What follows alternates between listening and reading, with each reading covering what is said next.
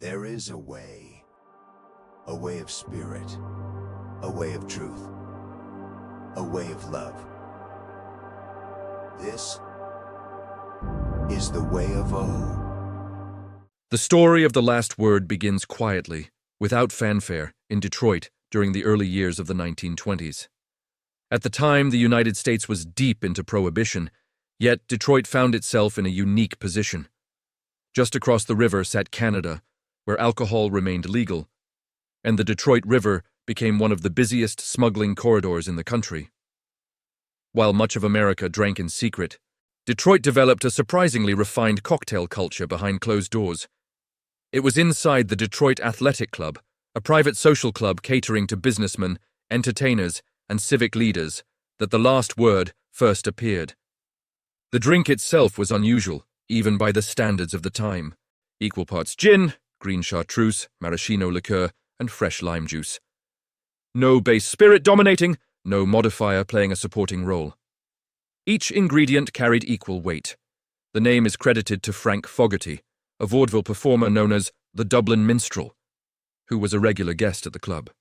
Fogarty was famous for his sharp wit and closing lines, and he reportedly became so fond of the cocktail that he introduced it to others in the entertainment world, referring to it as the last word. The name stuck, and the drink quietly circulated among a small, sophisticated audience. For a time, the cocktail existed almost entirely by word of mouth. It wasn't until 1951 that it was formally recorded, when Ted Saucier included the recipe in his influential cocktail book, Bottoms Up. The entry was brief and unadorned, listing the ingredients in equal parts with no garnish and no explanation. And then, almost immediately after being preserved in print, the last word faded from memory. As the decades passed, the drink simply vanished. Gin fell out of fashion. Lime juice felt too sharp for mid-century tastes. Maraschino liqueur was misunderstood and often associated with artificial sweetness. And green chartreuse, intensely herbal and complex, became increasingly rare behind American bars. By the 1960s and 70s, the last word was largely forgotten, known only to collectors of old cocktail books. It remained that way until the early 2000s, when the modern cocktail renaissance was just beginning to take shape. In Seattle, bartender Murray Stenson was working at the Zig Zag Cafe when he came across Saucier's Bottoms Up. Curious, he decided to make the drink exactly as written. What he found surprised him.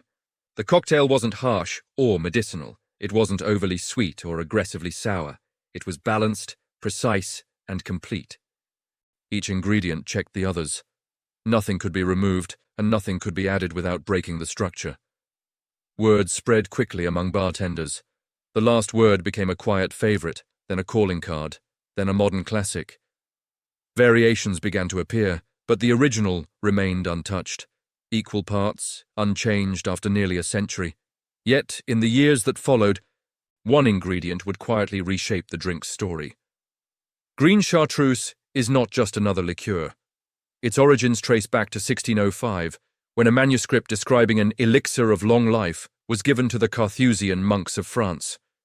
Over generations, that manuscript evolved into the formula for green chartreuse, a liqueur made from 130 herbs, plants, and flowers. To this day, only 2 monks at a time know the complete recipe. Unlike modern spirits brands, chartreuse is still produced according to monastic priorities, not market demand. And in the 2020s, as global interest in classic cocktails surged and drinks like the last word became more popular than ever, demand for green chartreuse exploded. The monks made a rare public statement. They would not increase production, not because they couldn't, but because they chose not to. Their mission was contemplative life, not expansion. The world could want more chartreuse, but the monks were not obligated to provide it. The result was immediate and dramatic. Bottles vanished from shelves. Prices climbed. Bars rationed their supply. For many drinkers, green chartreuse became something almost mythical. A bottle chased, hoarded, and spoken about more than it was poured. Suddenly, the last word carried a new meaning. A cocktail built on perfect balance, now depended on an ingredient defined by deliberate scarcity. Today, the last word occupies a rare place in cocktail history. It is a modern classic that cannot be scaled, industrialized, or optimized. It exists within fixed limits, bound by tradition, restraint, and time. Nearly a century after its creation, the recipe remains unchanged. 4 ingredients, equal parts. No garnish, no apology.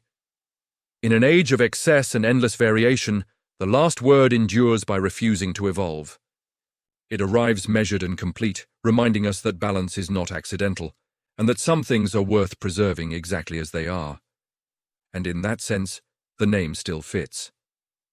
Now let's build it. We'll build this drink in a Boston shaker, clean, efficient, and built for precision. For the base, I'm using London dry gin. Specifically Beefeater.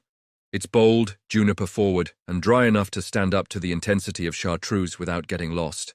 The last word is about balance, and this gin knows how to hold its ground, 3/4 of an ounce. Next comes green chartreuse. A liqueur with real weight behind it, powerful, herbal, and unapologetic.